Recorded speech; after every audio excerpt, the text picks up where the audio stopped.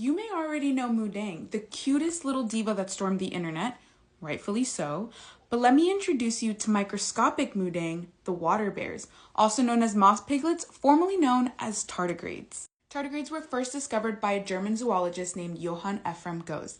He named them Kleine Wasserbär, or little water bear, due to their bear-like appearance. Just a few years later, an Italian scientist by the name of Lazzaro Spallanzani renamed them Tardigrada, slow steppers, because of their leisurely pace.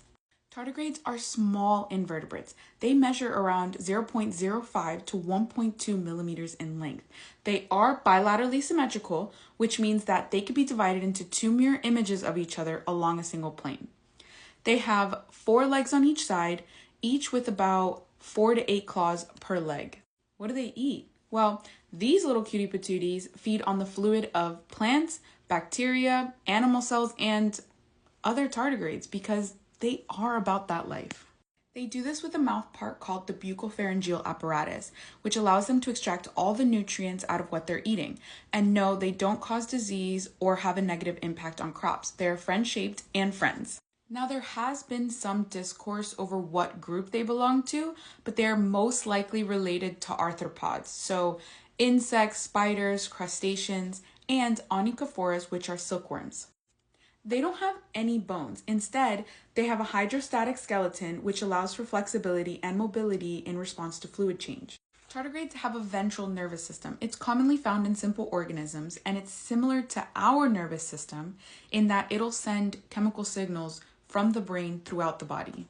Not only are these funky little creatures slow walkers, they are understood to have the same locomotion as insects, despite most of their relatives not having any legs. They also shed to grow. Speaking of relatives, they have discovered over 1,000 species of tardigrades around the world. I'm talking mountaintops, deep sea, Antarctica, you name it, these little divas are probably minding their business around you. They're considered aquatic, so they need water to continue their gas exchange. However, they have been known to survive extreme conditions. Don't let these precious microscopic, 8-legged, segmented, plump microorganism fool you. They are built practically indestructible.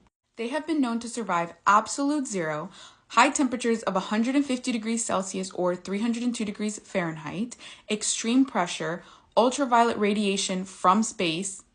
Yes, they were sent to space, where they were either exposed to the vacuum of space or they were exposed to the sun's UV radiation for 10 minutes straight.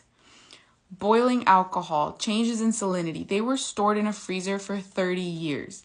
But despite these characteristics, they are not known as extremophiles because they only survive in these conditions. They don't live in these extreme conditions. They have survived 5 mass extinctions and predate dinosaurs by 400 million years. Tardigrades have an active state and a dormant state where they can dramatically lower their metabolism to practically undetectable levels. This is known as cryptobiosis, and in the diagram you can see how the changes in environment affect the tardigrade.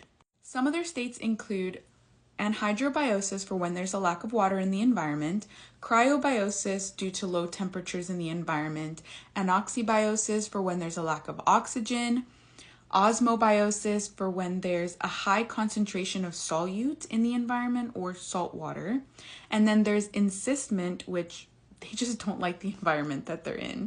Let's dive into anhydrobiosis, which means that there's a lack of water in their environment. They have evolved to be able to turn into a ball known as a tun in order to protect themselves during these dry periods. To morph into a tun, the metabolism would have to produce trehalose, which is a sugar that will move into the cell to replace the water. At this state, water bears are pretty much indistinguishable from dead or inorganic matter. And it'll take anywhere from a couple minutes to a few hours for them to be in their active state again, depending on how long they were dormant. Fun fact, tardigrades in their tun state have been rehydrated and found alive on moss that was in a museum for 100 years.